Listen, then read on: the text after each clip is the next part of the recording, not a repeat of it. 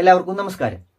നമ്മളെല്ലാവരും ഭക്ഷിച്ചുകൊണ്ടിരിക്കുന്ന ഭക്ഷണ പദാർത്ഥങ്ങളിൽ പോലും വിഷം കലർത്തി വിൽക്കുന്ന ഒരു കാലഘട്ടത്തിലാണ് നമ്മൾ ജീവിച്ചുകൊണ്ടിരിക്കുന്നത്.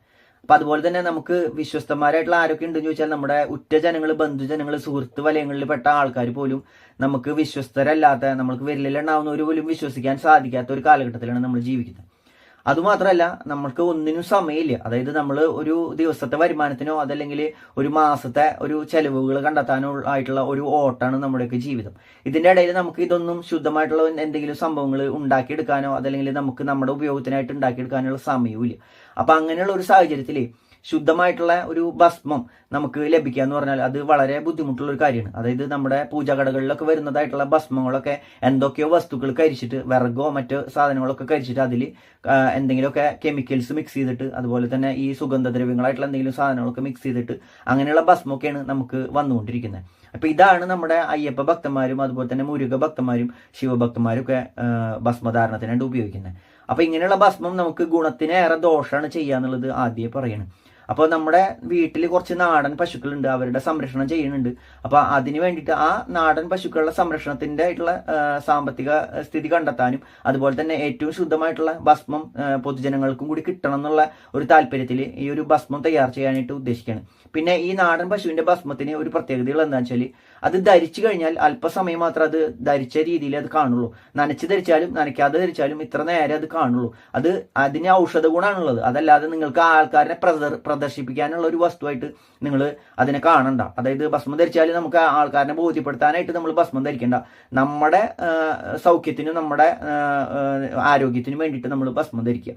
അപ്പൊ ഈ നാടൻ പശുവിന്റെ ചാണകത്തിൽ എന്തുകൊണ്ടാണ് നാടൻ പശുവിന് ഇത്ര ഗുണമുള്ളതെന്ന് ചോദിച്ചാൽ, നമ്മുടെ ഈ പുതിയ ജനിച്ച പശുക്കളൊക്കെ ദുർഗന്ധമാണ് അവരുടെയൊക്കെ ചാണകത്തിന് ഉണ്ടായിരിക്കുക.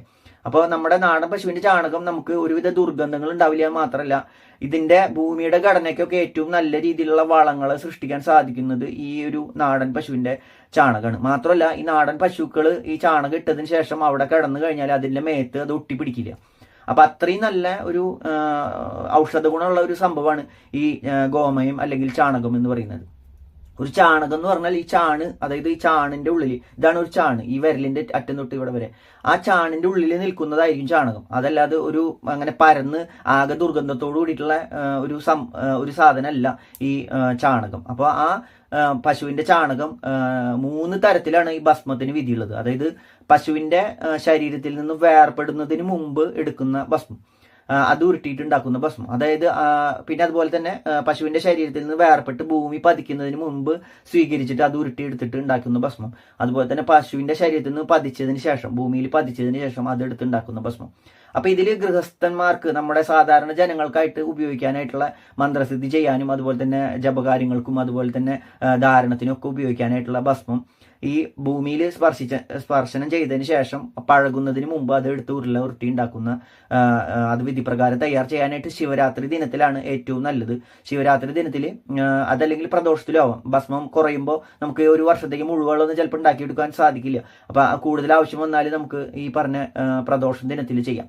അപ്പോൾ ഈ ഭസ്മവിധികളിൽ പറയുന്നത് ഈ നമശിവായ ജപിച്ച് ഉരുട്ടിയെടുത്തതിന് ശേഷം അത് ഉണക്കിയെടുത്ത് അതിനുശേഷം അതിൽ കൂവളം അതല്ലെങ്കിൽ നാൽപ്പാമരം അതുപോലെ തന്നെ തുളസി തുടങ്ങിയിട്ടുള്ള വിശേഷപ്പെട്ട ചമ്മതകളുണ്ട്. അപ്പോൾ ആ ചമ്മതകളൊക്കെ വെച്ചിട്ട് അടക്കിയതിന് ശേഷം അതിന് മുകളിൽ നമ്മൾ ഈ ഉമി നിറയ്ക്കും. ഉമി നിറച്ചതിന് ശേഷം ഉമിത്തി നീറ്റിയിട്ടാണ് ഭസ്മം ഉണ്ടാക്കുക. അത് ശിവരാത്രിയുടെ അന്ന് വൈകുന്നേരം അത് അഗ്നി പകർന്നു കഴിഞ്ഞാൽ അത് 3 ദിവസം കൊണ്ട് അത് ദഹിച്ചതിന് ശേഷം 3-ാം ദിവസമാണ് അത് നമ്മൾ തിരിച്ചെടുത്തിട്ട് അതിൻ്റെ മന്ത്രജപങ്ങളും മറ്റുള്ള കാര്യങ്ങളൊക്കെ ചെയ്ത് അത് ശുദ്ധമായിട്ട് ശീല കെട്ടിയിട്ട് അത് സൂക്ഷിക്കുക.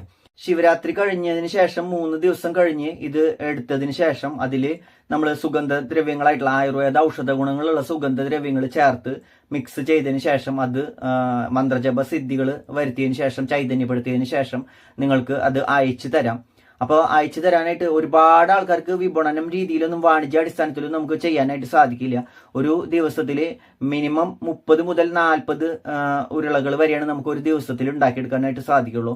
മാത്രമല്ല, ഇത് ശിവരാത്രിക്ക് മുമ്പുള്ള ഒരു 7 ദിവസം മുമ്പെങ്കിലും ഉണങ്ങി കിട്ടുന്നത് മാത്രമാണ് നമുക്ക് ഇത് ഭസ്മീകരിക്കാനായിട്ട് സാധിക്കുള്ളൂ.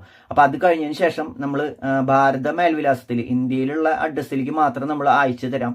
അപ്പൊ അതിന് വരുന്ന അയക്കാനുള്ള ചെലവുകളും ഇത് നിർമ്മാണത്തിനായിട്ട് നമ്മളൊരു പ്രത്യേകമായിട്ടുള്ള ഒരു സ്ഥലമൊക്കെ നമ്മൾ ഇഷ്ടിക വെച്ച് മറച്ചിട്ട് മറ്റു ജന്തുക്കളൊന്നും ഇതിന്റെ ഉള്ളിൽ വന്ന് പെടാതിരിക്കാനും അതുപോലെ തന്നെ അശുദ്ധികളൊന്നും ഭവിക്കാതിരിക്കാനും ഒരു പ്രത്യേകമായിട്ടുള്ള ഒരു സ്ഥലത്ത് അതിന് ഇഷ്ടിക കൊണ്ട് ക്രമീകരണങ്ങളൊക്കെ ചെയ്തിട്ട് വേണം ഇതൊക്കെ ചെയ്തെടുക്കാൻ. അപ്പൊ അതിന് വരുന്നതായിട്ടുള്ള ചെലവുകൾ മാത്രം വാങ്ങിക്കൊണ്ട് ഈ ഒരു കാര്യം ചെയ്യണു. പിന്നെ ഗുരുദക്ഷിണ സമർപ്പണം, നിങ്ങൾ 1 രൂപയായാലും ശരി, അത് 1000കണക്കിന് രൂപയായാലും ശരി, ഉള്ളവരുടെ അനുസരിച്ചും ഇല്ലാത്തവരുടെ ശക്തിക്ക് അനുസരിച്ചും നിങ്ങൾക്ക് ഗുരുദക്ഷിണ സമർപ്പണം ചെയ്യാം. അപ്പൊ ഇതിൽ നിന്ന് എന്തെങ്കിലും ഒരു ലാഭം, കൂടുതലായിട്ടുള്ള ഒരു ലാഭം വരികയാണെങ്കിൽ നമ്മൾ ശിവരാത്രിയുടെ ദിനത്തിൽ എന്തെങ്കിലും ഒരു പ്രഭാഷണം, അതുപോലെ തന്നെ എന്തെങ്കിലും നമ്മുടെ ആചാരപരമായിട്ടുള്ള നാടൻ കലാരൂപങ്ങൾ എന്തെങ്കിലുമൊക്കെ അതുണ്ടെങ്കിൽ അതും പ്രദർശിപ്പിക്കാനായിട്ട് ഒരു വേദി ഒരുക്കാം.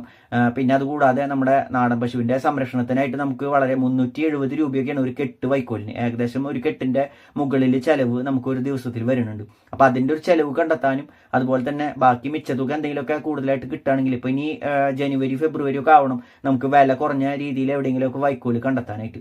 അപ്പൊ അതുവരയ്ക്ക് നമുക്ക് ഈ ചെലവുകൾ കണ്ടെത്താനും അതുപോലെ തന്നെ നമ്മുടെ ഈ ഒരു പ്രവർത്തനത്തിന് നമുക്കിത് ഇങ്ങനെ ഉള്ള കാര്യങ്ങളൊക്കെ ഉണ്ടെങ്കിലാണ് നമ്മളൊരു ഭക്തി വിശ്വാസങ്ങൾ ഇതുപോലുള്ള കാര്യങ്ങളുടെയൊക്കെ മാഹാത്മ്യങ്ങളൊക്കെ പറഞ്ഞ് ജനങ്ങളെ അറിയിക്കാനായിട്ട് സാധിക്കുക. അപ്പൊ അങ്ങനെ അതിനുള്ള ഒരു അവസരങ്ങൾ കൂടി സൃഷ്ടിക്കാനായിട്ട് നിങ്ങളുടെ എല്ലാവരുടെയും സഹകരണം പ്രതീക്ഷിക്കുന്നുണ്ട്. അപ്പോൾ പിന്നെ ചെലവുകളായിട്ട് വേണ്ടവർക്ക് 250 രൂപയാണ് നമ്മൾ ഒരു ചെറിയൊരു പാക്കറ്റ് നമ്മൾ കൃത്യമായിട്ട് നിങ്ങൾക്ക് ധരിക്കുകയാണെങ്കിൽ അത് ഗുണമുള്ളത് ധരിക്കുക എന്നുള്ള രീതിയിൽ നമ്മൾ ചെയ്തു തരാം. ഗുരുദക്ഷിണ സമർപ്പണം നിങ്ങൾക്ക് ഇഷ്ടമുള്ളത് ചെയ്യുക. നിങ്ങൾക്ക് ആവശ്യമുള്ളവർക്ക് 9400505021 ഈ നമ്പറിലേക്ക് മെസ്സേജ് അയച്ചാൽ നിങ്ങൾക്ക് അപ്പോൾ തന്നെ നിങ്ങൾക്ക് സെറ്റ് ചെയ്ത് വെച്ചിട്ടുള്ള ഒരു മെസ്സേജ് കിട്ടും. കൂടുതലായിട്ടുള്ള എന്തെങ്കിലും ഡൗട്ടുകൾ ഉണ്ടെങ്കിൽ ചോദിച്ചാൽ അത് ഞാൻ പറഞ്ഞു തരാം. അപ്പോൾ സമയവും സൗകര്യം അനുസരിച്ച് ആരും ദയവ് ചെയ്തിട്ട് കോൾ ചെയ്യരുത്, മെസ്സേജ് അയച്ചിടുക. ഞാൻ സൗകര്യം പോലെ ഓർഡർ അനുസരിച്ച് നിങ്ങൾക്ക് തിരിച്ചു പറയാം. പിന്നെ ശിവരാത്രി കഴിഞ്ഞിട്ട് ഇത് പ്രോസസ്സ് ചെയ്തെടുക്കാനായിട്ട് കുറച്ച് സമയം വേണം. അപ്പോൾ ആ സമയം കഴിഞ്ഞതിന് ശേഷം ഓരോരുത്തർക്ക് ഓർഡർ പ്രകാരം അയച്ചു തരും. ഓർഡർ സ്വീകരിച്ച എല്ലാവർക്കും നമ്മൾ അയച്ചു തരാൻ ബാധ്യസ്ഥനാണ്. അപ്പോൾ എല്ലാവർക്കും നന്ദി, നമസ്കാരം.